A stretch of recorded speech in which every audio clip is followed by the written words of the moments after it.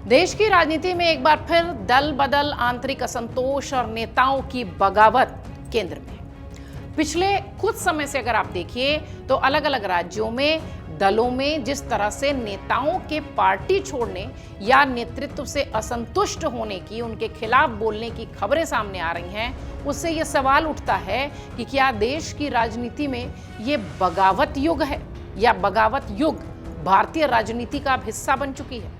ये सवाल इसलिए भी उठ रहा है क्योंकि पहले अरविंद केजरीवाल की आम आदमी पार्टी के राज्यसभा कैंप में बगावत, फिर तमिलनाडु के चुनाव नतीजे आने के बाद अन्ना द्रमुक AIADMK के सांसदों का बागी रवैया, इसके बाद पश्चिम बंगाल में ममता बनर्जी की तृणमूल कांग्रेस का बिखराव, सांसदों का टूटना, विधायकों का हट जाना और अब महाराष्ट्र में उद्धव ठाकरे के नेतृत्व वाली शिवसेना में एक और बड़ी टूट की संभावना। ये सब कुछ खुलकर जिस तरीके से सामने आ रहा है, ऐसा लगता है बगावती युग भारतीय राजनीति का अब हिस्सा हो चुका है। खबरें ऐसी हैं कि टूट समाजवादी पार्टी में भी हो सकती है, यानी एक के बाद एक कई दलों में बागी नेताओं ने सियासी हलचल बढ़ा दी है। आपको बताते हैं कि अभी लोकसभा में कितनी बीजेपी की सीटें हैं और साथ ही ये भी बताते हैं कि पार्टियों के टूटने से एनडीए को कितना फायदा मिल रहा है।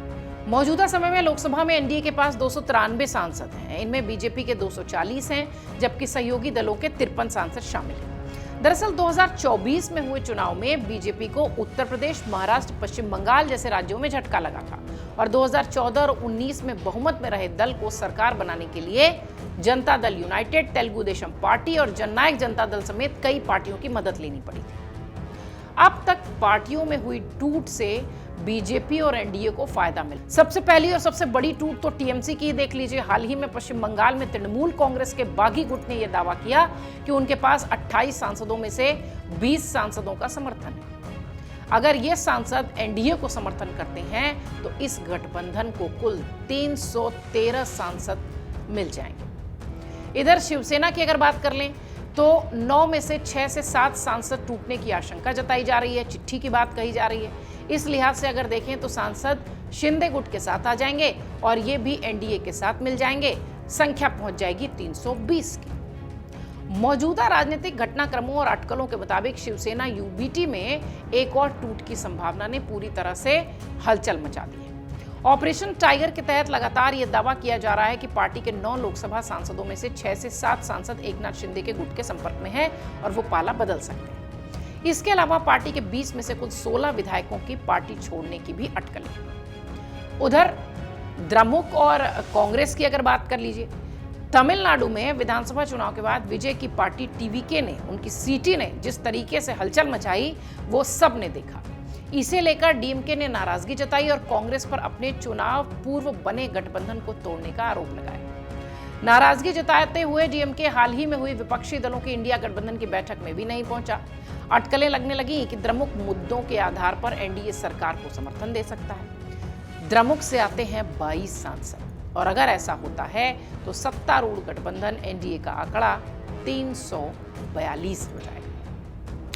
अब बात करें समाजवादी पार्टी की और आम आदमी पार्टी की, जिसकी चर्चाएं खूब हो रही हैं। सपा के पास 37 और आम आदमी पार्टी के पास 3 सांसद हैं। क्या लोकसभा में महिला आरक्षण परिसीमन विधेयक पारित हो जाएगा इन सब की मदद से? ये भी एक बड़ा सवाल है। परिसीमन और महिला आरक्षण विधेयक को लोकसभा में पारित कराने के लिए सरकार को लोकसभा के कुल सदस्यों की संख्या का 2/3 समर्थन हासिल करना अनिवार्य है, यानी 543 सांसदों वाले सदन में कम से कम 362 सांसदों का समर्थन। और मौजूदा समय में सदन में 540 सांसद हैं, यानी एनडीए को 360 सांसदों के समर्थन की आवश्यकता होगी। फिलहाल 293 सांसद उसके पास हैं और टीएमसी और शिवसेना में टूट से उसे ज्यादा से ज्यादा 27 सांसद मिल जाएंगे एक्स्ट्रा, तो उसका आंकड़ा 320 तक पहुंच जाएगा, यानी 360 के जादुई आंकड़े के लिए भी 40 सीटें जरूरी।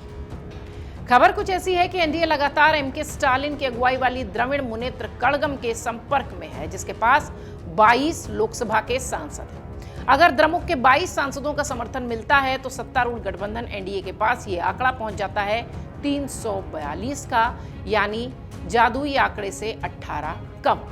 अब आप समझिए कि परिसीमन जैसे महत्वपूर्ण बिलों को अपने पक्ष में करने के लिए या उन बिलों में संशोधन करके उसे लाने के लिए 2/3 बहुमत की आवश्यकता होगी, जिसमें आंकड़ा कुछ इस तरीके से कहता है। लगातार जिस तरीके से आम आदमी पार्टी के 7 सांसदों का पाला बदलने वाला जो चैप्टर शुरू हुआ, वो अब ऐसा लगता है कि उत्तर प्रदेश तक आएगा। एनडीए का कुनबा जब बढ़ता दिख रहा है तो INDIA गठबंधन यानी इंडिया गठबंधन अपने आप में कमजोर होता दिख रहा है। ये खबर इसलिए भी चर्चा का विषय है क्योंकि तीसरी बार बीजेपी को सत्ता में लाने वाले वो दल, 2 महत्वपूर्ण दल TDP और JDU भी अब कमजोर होते दिख रहे हैं। कहा यह जा रहा है कि जिस तरीके से पहले यह कहा जाता था कि TDP और JDU ने अगर समर्थन ले लिया तो शायद सरकार गिर जाएगी। विपक्ष ने यहां तक का दावा किया था कि 2029 तक सरकार नहीं चल पाएगी, लेकिन जिस तरह से इस वक्त की स्थिति दिख रही है और भारतीय राजनीति में एक ये बगावत युग की शुरुआत हुई है, उसे देखकर ऐसा लगता है कि एनडीए का कुनबा विपक्षी गठबंधन के तमाम दलों को पूरी तरह से धराशायी करके ही मानेगा, क्योंकि हर तरफ से आम आदमी पार्टी के पंजाब से शुरू हुई ये कहानी उत्तर प्रदेश के आने वाले चुनाव तक भी चर्चा में रहेगी। और कहा यह भी जा रहा है कि समाजवादी पार्टी के भी बहुत सारे जो सांसद हैं वो ये चाहते हैं कि वो एनडीए के साथ आएं, या यूं कहें कि वो ये चाहते हैं कि वो समाजवादी पार्टी छोड़ दें।